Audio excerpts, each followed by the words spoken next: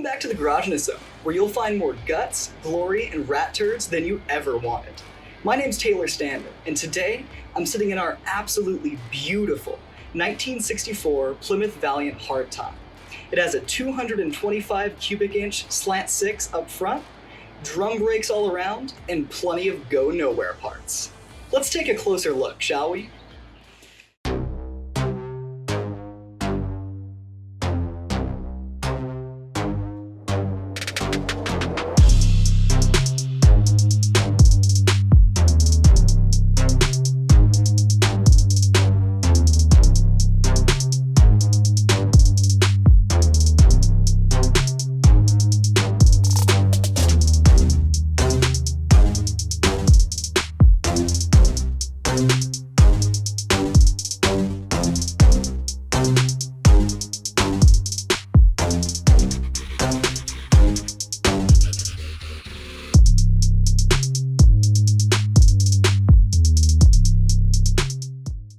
So here's the story of our little Valiant.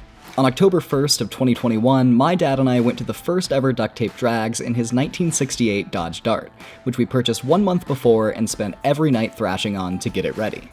We had the time of our lives and met incredible people along the way.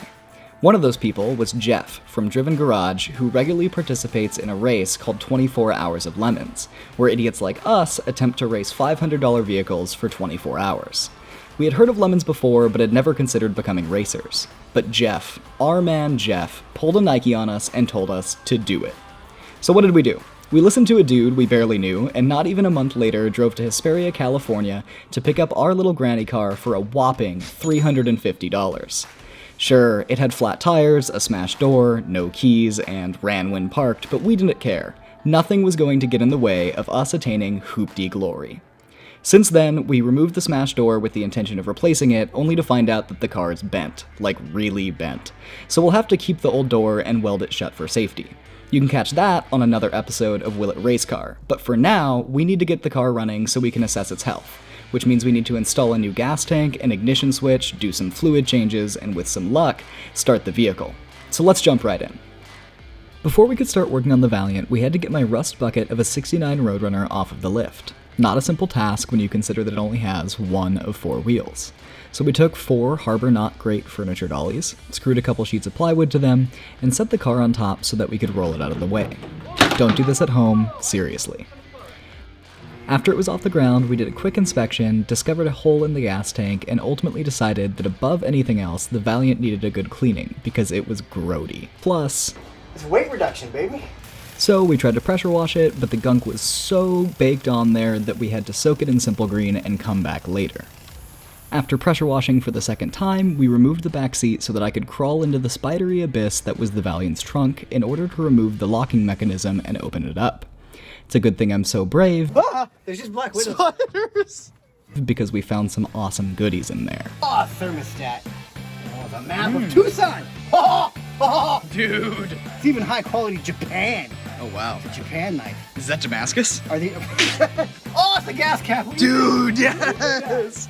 Feeling like pirates after a long overdue plundering, we got back to work with renewed energy and removed the old gas tank.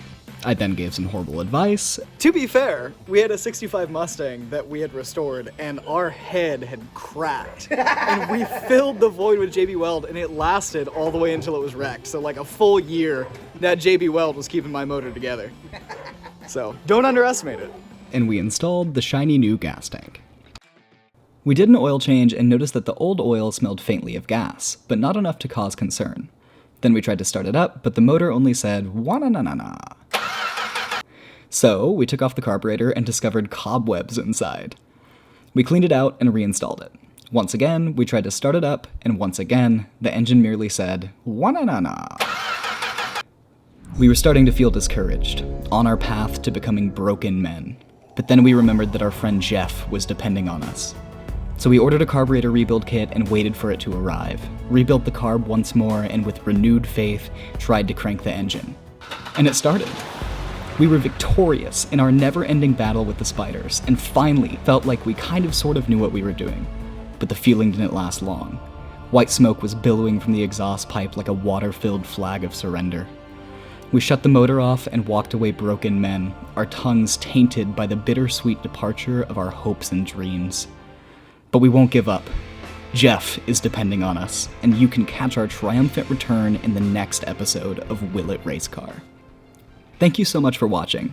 If you enjoyed our video, it would mean the world to us if you would share, comment, like, subscribe, and click that notification bell. We'll see you next time.